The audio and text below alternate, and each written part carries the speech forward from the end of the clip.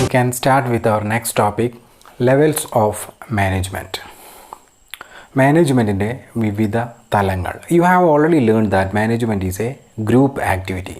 There are a large number of persons are working in an organization for achieving an objective, for achieving an organizational objective. So, management is a group activity. ആരൊക്കെയാണ് ഈ ഗ്രൂപ്പിൽ മാനേജ്മെൻറ്റിൻ്റെ ഭാഗമായി ഒരു സ്ഥാപനത്തിലുള്ളത്? There are different managerial positions are there in an organization. ഈ പൊസിഷൻസിനെ ഈ പദവികളെ നമ്മൾ വിവിധ തലങ്ങളിലായി arrange ചെയ്തതാണ് ലെവൽസ് ഓഫ് മാനേജ്മെൻറ്റ് എന്നതുകൊണ്ട് മീൻ ചെയ്യുന്നത്. മറ്റൊരു രീതിയിൽ പറഞ്ഞാൽ it is the arrangement of managerial position in an organisation. Arrangement of managerial position in an organization is simply known as levels of management. There is a chain of superiors and subordinates in an organization, or in another sense we can say that there is a chain of superiors and subordinates from highest to lowest. ഉന്നത തലം മുതൽ കീഴ്ത്തലം വരെയുള്ള മേലുദ്യോഗസ്ഥരുടെയും കീഴുദ്യോഗസ്ഥരുടെയും ഒരു ശൃംഖല ഒരു സ്ഥാപനത്തിൽ നിലനിൽക്കുന്നു. അതിനെയാണ് നമ്മൾ ലെവൽസ് ഓഫ് മാനേജ്മെൻറ്റ് എന്ന് പറയുന്നത്. So it is also known as chain of command or managerial hierarchy.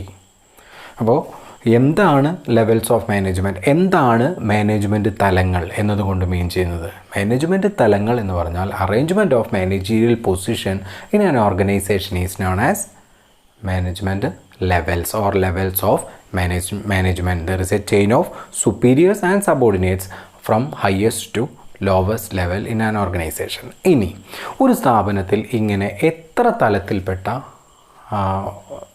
തലങ്ങളുണ്ടാകാം? എത്ര തലങ്ങളിലായാണ് മാനേജീരിയൽ പൊസിഷൻസിനെ അറേഞ്ച് ചെയ്തിരിക്കുന്നത്? The number of levels of management depends upon the size of organization. In a small organization it may be 1 or 2. Meanwhile, in a large organization, it may be 4 or 5. In common, 3 levels of management are there. ഒരു സാധാരണ സ്ഥാപനത്തിൽ നമുക്ക് management തലങ്ങളെ ഇങ്ങനെ 3ആയി തരംതിരിക്കാം: top level, middle level and lower level. നമുക്ക് ഇന്ന് പഠിക്കാനുള്ളത് ഈ 3 തലങ്ങളിൽ ഏതെല്ലാം പൊസിഷൻസാണ്, ഏതെല്ലാം മാനേജീരിയൽ പൊസിഷൻസാണുള്ളത്, ഓരോ പൊസിഷൻസിലും ചെയ്യേണ്ട ഫങ്ഷൻസ് എന്തൊക്കെയാണ്, ഒരു പൊസിഷനിൽ അപ്പോയിൻറ്റ് ചെയ്യപ്പെടുന്ന ടോപ്പ് ലെവലിൽ അപ്പോയിൻറ്റ് ചെയ്യപ്പെടുന്ന ഒരു വ്യക്തി ആ ടോപ്പ് ലെവൽ മാനേജർ എന്ന രീതിയിൽ ചെയ്തു തീർക്കേണ്ട ജോലികൾ എന്തൊക്കെയാണ്, മിഡിൽ ലെവലിൽ അപ്പോയിൻറ്റ് ചെയ്യപ്പെടുന്ന വ്യക്തി ചെയ്തു തീർക്കേണ്ട ജോലികൾ എന്തൊക്കെയാണ്, ലോവർ ലെവലിൽ അപ്പോയിൻറ്റ് ചെയ്യപ്പെടുന്ന വ്യക്തി ചെയ്യേണ്ട കാര്യങ്ങൾ എന്തൊക്കെയാണ്, നമുക്ക് ഓരോന്നും ഒന്ന് നോക്കാം. ആദ്യം top level management. Top level management is the topmost authority in an organization. It is also known as higher level management. They have close connection with the shareholders. Shareholders are the real owners of a joint stock company, and these top level management, they have close connection with these shareholders. ഇവരുമായി ഏറ്റവും അടുത്ത് നിൽക്കുന്നത് യഥാർത്ഥത്തിൽ top level management ആണ്. കാരണം ഈ top level management prepare ചെയ്യുന്ന financial statements ആണ്. ഇപ്പോൾ ട്രേഡിംഗ് പ്രോഫിറ്റ് ആൻഡ് ലോസ് അക്കൗണ്ടും ബാലൻസ് ഷീറ്റും ഇതാണ് ഷെയർ ഹോൾഡേഴ്സ് ആ വർഷം സ്ഥാപനത്തിൻ്റെ പെർഫോമൻസ് എങ്ങനെ ഉണ്ടായിരുന്നു എന്നറിയാൻ വേണ്ടി പരിശോധിക്കുന്നത്. അപ്പോൾ ആരൊക്കെയാണ് ടോപ്പ് ലെവൽ? നമ്മൾ പറഞ്ഞു top level management is the top most authority in an organisation. It is also known as higher level management. ആരൊക്കെയാണ് ഒരു ഹയർ ലെവൽ മാനേജ്മെൻറ്റിൽ അല്ലെങ്കിൽ ടോപ്പ് ലെവൽ മാനേജ്മെൻറ്റിൽ ആരെല്ലാമാണ് പ്രധാനമായിട്ട് ഉണ്ടാകുക എന്ന് നോക്കാം. സ്ഥാപനത്തിലെ ഏറ്റവും ഹയ്യസ്റ്റ് ഒഫീഷ്യൽസാണ് ടോപ്പ് ലെവൽ മാനേജ്മെൻറ്റിൻ്റെ ഭാഗമായിട്ടുള്ളത്. അതായത് director board members, board of directors, അതുപോലെ ചീഫ് എക്സിക്യൂട്ടീവ് ഓഫീസർ CEO, അതുപോലെ chairman, president, secretary, chief financial officer, chief operating officer തുടങ്ങിയിട്ടുള്ള ജനറൽ മാനേജർ തുടങ്ങിയിട്ടുള്ള ഏറ്റവും ഉന്നതരായ പദവികളാണ് ടോപ്പ് ലെവൽ മാനേജ്മെൻറ്റിൻ്റെ ഭാഗമായിട്ടുണ്ടാകുന്നത്. അപ്പോൾ നമുക്ക് എക്സാം പോയിൻ്റ് ഓഫ് വ്യൂവിൽ ഇതിലേതെങ്കിലും ഒരു വ്യക്തിയുടെ പേര് തന്നിട്ട് അയാൾ ഏത് ലെവലിൽ ഉൾപ്പെടുന്നതാണ്, ഈ രീതിയിലുള്ള ചോദ്യം ഉണ്ടാവുക. ഈ ടോപ്പ് ലെവലിൻ്റെയോ മിഡിൽ ലെവലിൻ്റെയോ ലോവർ ലെവലിൻ്റെയോ ഉൾപ്പെടുന്ന ഒരു പൊസിഷൻ ഒരു പൊസിഷൻ്റെ പേര് തന്ന ആ പൊസിഷൻ ഏത് ലെവലിലേക്ക് ഉൾപ്പെടുന്നതാണ് എന്ന രീതിയിലൊരു ചോദ്യം ഉണ്ടാവുക. ദെൻ പാരഗ്രാഫ് ക്വസ്റ്റ്യൻസിൻ്റെ ലെവലിൽ ഏതെങ്കിലും ഒരു ലെവലിൻ്റെ ഫങ്ഷൻസ് എന്തൊക്കെയാണെന്ന് ചോദിക്കാം. ടോപ്പ് ലെവലിൻ്റെ ഫങ്ഷൻസ് എന്തൊക്കെയാണ്, മിഡിൽ ലെവലിൻ്റെ എന്തൊക്കെയാണ്, അല്ലെങ്കിൽ ലോവർ ലെവലിൻ്റെ എന്തൊക്കെയാണ്. നമുക്ക് ആദ്യം ടോപ്പ് ലെവലിലെ ഫങ്ഷൻസ് എന്തൊക്കെയാണെന്ന് നോക്കാം. അപ്പോൾ ടോപ്പ് ലെവലിൽ വരുന്നത് ഇത്ര ആളുകളാണ്, ഈ പദവികളാണ് ടോപ്പ് ലെവൽ മാനേജ്മെൻറ്റിൽ വരുന്നത്. ഇനി നമുക്ക് എന്തൊക്കെ ഫങ്ഷൻസ് ആണ് ടോപ്പ് ലെവൽ മാനേജ്മെൻറ്റ് ചെയ്യുന്നതെന്ന് നോക്കാം. ടോപ്പ് ലെവൽ മാനേജ്മെൻറ്റ് ചെയ്യുന്ന ആദ്യത്തെ ഫങ്ഷൻ എന്ന് പറയുന്നത് setting up of overall long term objective of an organisation. Overall objective of an organisation, ഒരു ഓർഗനൈസേഷനെ സംബന്ധിച്ച് അവരുടെ ലക്ഷ്യം എന്ന് പറയുന്നത് പ്രോഫിറ്റ് മേക്കിംഗ് ആവാം, maximization of profit ആവാം. Some organization may be functioning for the purpose of rendering service to the society. Whatever it may be, ഈ എന്താണോ ഒരു സ്ഥാപനത്തിൻ്റെ ബേസിക് ഒബ്ജക്റ്റീവ് അത് സെറ്റ് ചെയ്യുന്നത്, അത് ഡിറ്റർമിൻ ചെയ്യുന്നത് സ്ഥാപനത്തിൻ്റെ ടോപ്പ് ലെവൽ മാനേജ്മെൻറ്റാണ്.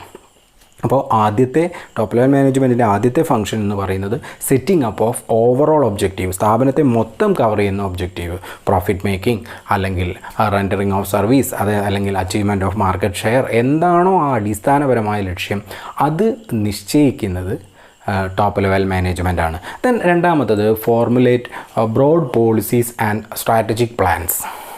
സ്ഥാപനത്തിൻ്റെ ഏറ്റവും തന്ത്രപ്രധാനമായ പ്ലാനുകൾ, നയങ്ങൾ രൂപീകരിക്കുക, അല്ലെങ്കിൽ പോളിസി ഫോർമുലേഷൻ, നയരൂപീകരണം തന്നെ, എന്തെല്ലാം ഏത് നയത്തിലൂന്നിയാണ് ഒരു സ്ഥാപനം വർക്ക് ചെയ്യേണ്ടത് എന്ന് തീരുമാനിക്കുന്നത്. ഫോർ എക്സാമ്പിൾ അപ്പോയിൻമെൻറ്റുമായി ബന്ധപ്പെട്ട് ഒരു സ്ഥാപനം ഫോളോ ചെയ്യുന്നത് മെറിറ്റ് ബേസ്ഡ് അപ്പോയിൻമെൻറ്റ് ഓൺലി. ആ സ്ഥാപനം ഫോളോ ചെയ്യുന്നത് അവർ സീനിയോറിറ്റിയേക്കാൾ അപ്പോയിൻമെൻറ്റിന് പരിഗണിക്കുന്നത് ക്വാളിറ്റിയാണെന്ന് വിചാരിക്കാം, അല്ലെങ്കിൽ കഴിവുള്ളവരെ മാത്രമേ അവർ നിയമനം നടത്തുന്നുള്ളൂ, മറ്റേതെങ്കിലും തരത്തിൽപ്പെട്ട അപ്പോയിൻമെൻറ്റ് അവരവിടെ ഫോളോ ചെയ്യുന്നില്ല എങ്കിൽ അതാണ് അവരുടെ പോളിസി എന്ന് പറയുന്നത്. പോട്ടെ, നമുക്കൊരു പ്രൊമോഷൻ്റെ കേസിലേക്ക് വരാം. പ്രൊമോഷൻ്റെ കേസിലേക്ക് വരുന്ന സമയത്ത് ചില സ്ഥാപനങ്ങൾ ഫോളോ ചെയ്യുന്നത് സീനിയോറിറ്റിയാണ്.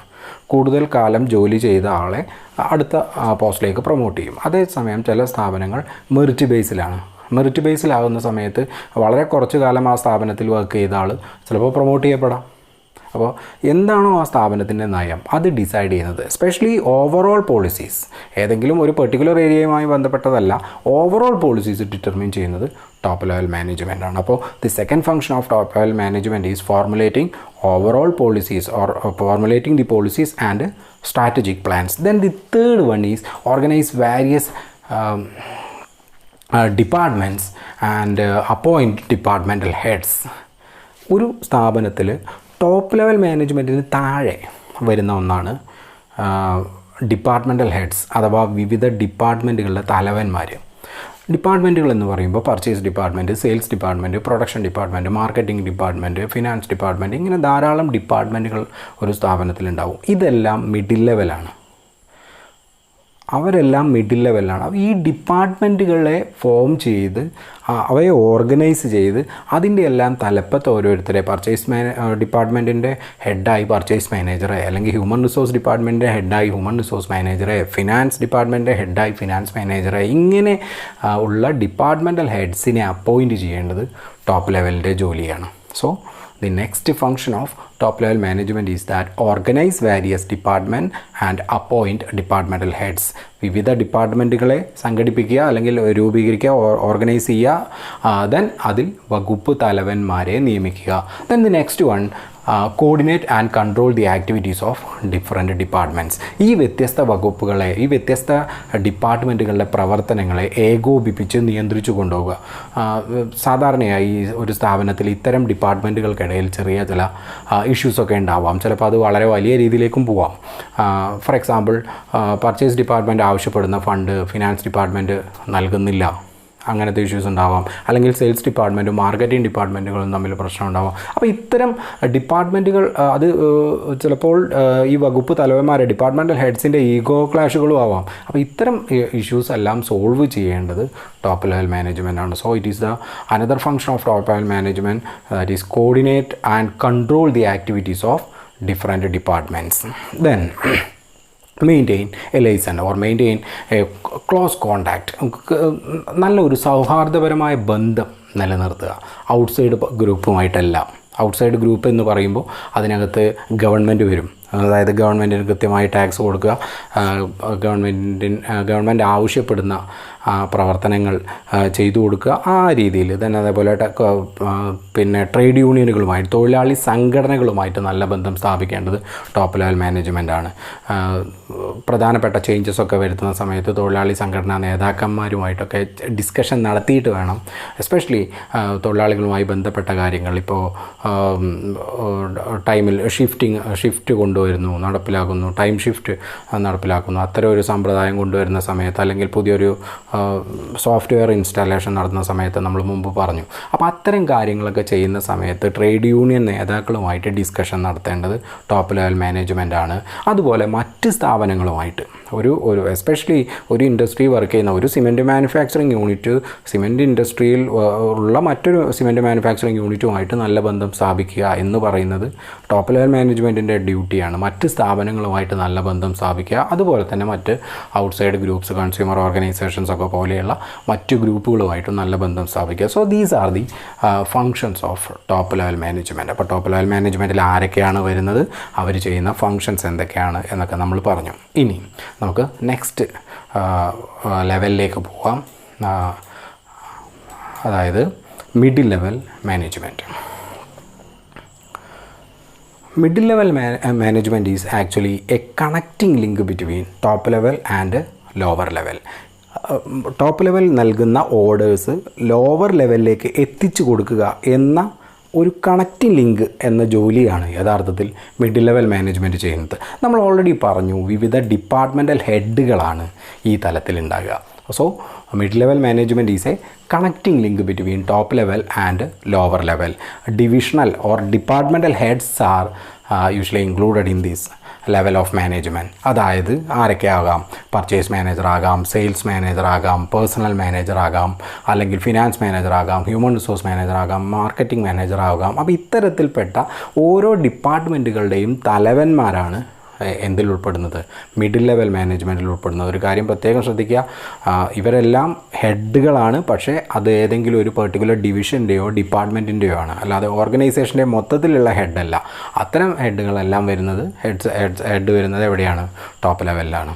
ഇനി നമുക്ക് മിഡിൽ ലെവൽ മാനേജ്മെൻറ്റിൻ്റെ ഫങ്ഷൻസ് എന്തൊക്കെയാണെന്ന് നോക്കാം.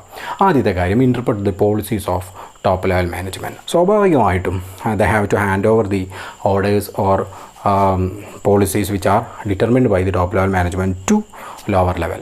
അപ്പോൾ ടോപ്പ് ലെവൽ തീരുമാനിച്ച ഒബ്ജക്റ്റീവ്സിനെയും പോളിസീസിനെയും ലോവർ ലെവലിലേക്ക് കൈമാറുക എന്ന ജോലിയാണ് മിഡിൽ ലെവൽ ചെയ്യേണ്ടത്. അപ്പോൾ അത് കൂടുതൽ വിശദീകരിക്കേണ്ടി വരും. സ്വാഭാവികമായിട്ടും അവർ പ്രിപ്പയർ ചെയ്യുന്ന ടോപ്പ് ലെവൽ മാനേജ്മെൻറ്റ് പ്രിപ്പയർ ചെയ്യുന്ന ഒബ്ജക്റ്റീവ്സിലാവട്ടെ പോളിസിയിലാവട്ടെ ധാരാളം ടെക്നിക്കൽ ടേംസ് ഉണ്ടാകാം, കൂടുതൽ എക്സ്പ്ലനേഷൻസ് ആവശ്യമായി വരാം. ഇതെല്ലാം ചെയ്തു കൊടുക്കേണ്ടത്, അല്ലെങ്കിൽ അതിനൊരു ഇൻ്റർപ്രിട്ടേഷൻ, ഒരു വിശദീകരണം നൽകേണ്ട ജോലി മിഡിൽ ലെവൽ മാനേജ്മെൻറ്റിൻ്റെയാണ്. So the first function of middle level management is that interpret the policies of top level management. Top level മാനേജ്മെൻറ്റിൻ്റെ ഈ നയങ്ങളെ വ്യാഖ്യാനിക്കുക, കൂടുതൽ വിശദീകരിച്ച് കൊടുക്കുക. Then ensure the availability of required personnels to concerned departments. So നമ്മൾ already പറഞ്ഞു, middle level management എന്ന് പറയുന്നത് they are departmental heads. So they have to ensure that adequate number of personnels are available for there concerned department.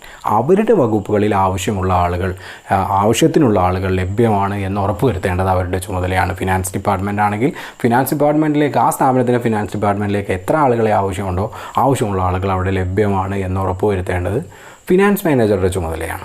അപ്പോൾ ഇതുപോലെ ഓരോ departmental ഹെഡ്സും concerned ഡിപ്പാർട്ട്മെൻറ്റുമായി ബന്ധപ്പെട്ട number of employees, number of personnels available ആണ് എന്ന് ഉറപ്പുവരുത്തുക.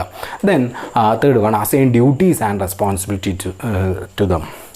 അവരുടെ ആ ഡിപ്പാർട്ട്മെൻറ്റിൽ വർക്ക് ചെയ്യുന്ന ആളുകൾക്ക് അവരുടെ ജോലികൾ എന്തൊക്കെയാണെന്ന് അവർക്ക് ഏൽപ്പിച്ചു കൊടുക്കുക, അവർക്ക് അസൈൻ ചെയ്ത് കൊടുക്കുക. അപ്പോൾ ഫിനാൻസ് മാനേജർ ആണെങ്കിൽ അക്കൗണ്ടൻറ്റ്, സീനിയർ അക്കൗണ്ടൻറ്റിൻ്റെ ജോലി എന്തൊക്കെയാണ്, ജൂനിയർ അക്കൗണ്ടൻറ്റിൻ്റെ ജോലി എന്തൊക്കെയാണ്, അതവർക്ക് ഏൽപ്പിച്ചു കൊടുക്കുക എന്ന് പറയുന്നത് ഫിനാൻസ് മാനേജറുടെ ജോലിയാണ്. ഇതുപോലെ ഓരോ ഡിപ്പാർട്ട്മെൻറ്റിലും കൺസേൺഡ് ഡിപ്പാർട്ട്മെൻറ്റിൽ വരുന്ന എംപ്ലോയീസിൻ്റെ ജോലികൾ അസൈൻ ചെയ്തു കൊടുത്ത് അവരുടെ ഉത്തരവാദിത്തങ്ങൾ എന്തൊക്കെയാണ് എന്നവരെ കൺവിൻസ് ചെയ്തു കൊടുക്കേണ്ട ചുമതല മിഡിൽ ലെവൽ മാനേജർക്കാണ്. Then motivate them to achieve decide objective. സ്ഥാപനത്തിൻ്റെ ലക്ഷ്യം എന്താണോ അത് നേടിയെടുക്കുന്നതിന് ആവശ്യമായ മോട്ടിവേഷൻ അവർക്ക് നൽകുക.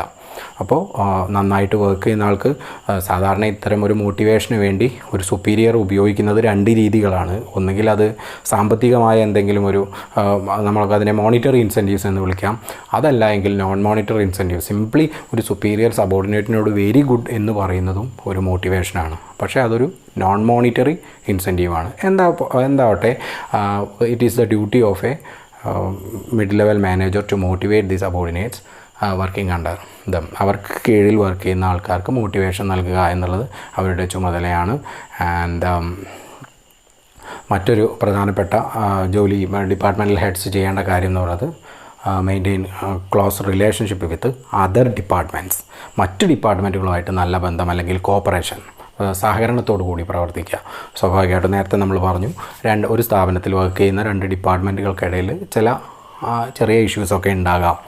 അത്തരം പ്രശ്നങ്ങളെല്ലാം പെട്ടെന്ന് സോൾവ് ചെയ്ത് നല്ല രീതിയിലുള്ള സൗഹാർദ്ദപരമായൊരു അന്തരീക്ഷം സ്ഥാപനത്തിൽ നിലനിർത്തുക. So maintain a cooperation with other departments. മറ്റ് ഡിപ്പാർട്ട്മെൻറ്റുകളുമായിട്ട് നല്ല ബന്ധം സ്ഥാപിക്കുക. These are the functions to be performed by middle level management. അപ്പോൾ മിഡിൽ ലെവൽ മാനേജ്മെൻറ്റിൽ വരുന്നത് ഡിപ്പാർട്ട്മെൻറ്റൽ ഹെഡ്സാണ്.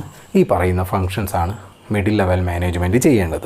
ഇനി നമുക്കൊരു സ്ഥാപനത്തിലെ ഏറ്റവും താഴെ വരുന്ന എല്ലാ ലെവലുകളിലെയും ഏറ്റവും താഴെ വരുന്ന ആളുകളാണ് ലോവർ ലെവൽ മാനേജ്മെൻറ്റ്. അല്ലെങ്കിൽ നമുക്ക് അതിന് വേറെ 2 പേരുകളും കൂടെയുണ്ട്, പ്രത്യേകം ശ്രദ്ധിക്കുക.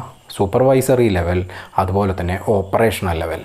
പ്രത്യേകം ശ്രദ്ധിക്കുക, ക്വസ്റ്റ്യൻ പേപ്പറുകളിൽ മിക്കവാറും സൂപ്പർവൈസറി ലെവലെന്നോ ഓപ്പറേഷണൽ ലെവലെന്നോ ആയിരിക്കും. അപ്പോൾ ലോവർ ലെവൽ മാനേജ്മെൻറ്റിൻ്റെ മറ്റൊരു പേരാണ് സൂപ്പർവൈസറി ലെവൽ അല്ലെങ്കിൽ ഓപ്പറേഷണൽ ലെവൽ മാനേജ്മെൻറ്റ് എന്ന് പറയുന്നത്. ഒരു സ്ഥാപനത്തിൽ മാനേജ്മെൻറ്റിന് താഴെയുള്ളത് പിന്നെ സാധാരണ വർക്കേഴ്സാണ്, ജോലി ചെയ്യുന്ന വിഭാഗം. മാനേജ്മെൻറ്റ് എന്താണെന്ന് നമുക്കറിയാം, getting things done through others, മറ്റുള്ളവരെ കൊണ്ട് ജോലി ചെയ്യുക. ആ അതേഴ്സ് എന്ന് പറയുന്നത്, അതർ എന്ന് പറയുന്നത് നോർമൽ വർക്കേഴ്സാണ്, നമ്മൾ ബ്ലൂ കോളർ ജോബ് ചെയ്യുന്ന ആളുകൾ. അതിന് മുകളിൽ വരുന്നവരെല്ലാം മാനേജ്മെൻറ്റാണ്. അപ്പോൾ ആ വർക്കേഴ്സിന് തൊട്ട് മുകളിൽ അവരെ സൂപ്പർവൈസ് ചെയ്യാൻ വേണ്ടി നിൽക്കുന്നവർ മുതൽ മാനേജ്മെൻറ്റാണ്. ആ സൂപ്പർവൈസ് ചെയ്യാൻ നിൽക്കുന്ന ആളുകളാണ് ഈ ലോവർ ലെവലിൽ വരുന്നത്.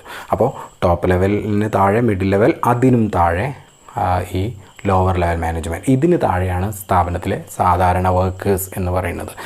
നമുക്ക് ആരൊക്കെയാണ് പ്രധാനമായിട്ട് ലോവർ ലെവലിൽ വരുന്നതെന്ന്. It is the bottom of all levels of management. എല്ലാത്തിലെയും ഏറ്റവും താഴെ വരുന്നത്. And they are maintaining close relationship with വർക്കേഴ്സുമായി ഏറ്റവും അടുത്ത ബന്ധം സ്ഥാപിക്കുന്നത് ഇവരാണ്. നമ്മൾ നേരത്തെ പറഞ്ഞു, സ്ഥാപനത്തിലെ തൊഴിലാളി സംഘടനാ നേതാക്കളുമായി, ട്രേഡ് യൂണിയൻസുമായി നല്ല റിലേഷൻഷിപ്പ് മെയിൻറ്റെയിൻ ചെയ്യേണ്ടത് ടോപ്പ് ലെവൽ മാനേജ്മെൻറ്റിൻ്റെ ഡ്യൂട്ടിയാണ്. Meanwhile it is the duty of lower level management to maintain good relationship with workers. Then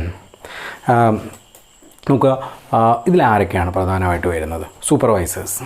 supervisors, അതുപോലെ ഫോർമാൻമാർ, inspectors, accounts officer, sales officer തുടങ്ങിയിട്ടുള്ള ആളുകളാണ്, സൂപ്രണ്ട് തുടങ്ങിയിട്ടുള്ള ആളുകളാണ് ലോവർ ലെവൽ മാനേജ്മെൻറ്റിൽ വരുന്നത്. അപ്പോൾ വർക്കേഴ്സിന് തൊട്ട് മുകളിലുള്ള വിഭാഗം. അപ്പോൾ ഒരു സ്ഥാപനത്തിൽ വർക്കേഴ്സിന് തൊട്ട് മുകളിലായി നിലനിൽക്കുന്നവരാണ് ഓപ്പറേഷണൽ ലെവൽ മാനേജ്മെൻറ്റ് അല്ലെങ്കിൽ സൂപ്പർവൈസറി ലെവൽ മാനേജ്മെൻറ്റ്, അതും അല്ലെങ്കിൽ ലോവർ ലെവൽ മാനേജ്മെൻറ്റ് എന്നൊക്കെ അറിയപ്പെടുന്നത്. നമുക്ക് നോക്കാം എന്തെല്ലാം ഫങ്ഷൻസാണ് ഇവർ ചെയ്യേണ്ടതെന്ന്. ലോവർ ലെവൽ മാനേജ്മെൻറ്റിൻ്റെ ഭാഗമായി ചെയ്യേണ്ട ഏറ്റവും പ്രധാനപ്പെട്ട കാര്യം എന്ന് പറയുന്നത് planning day to day work.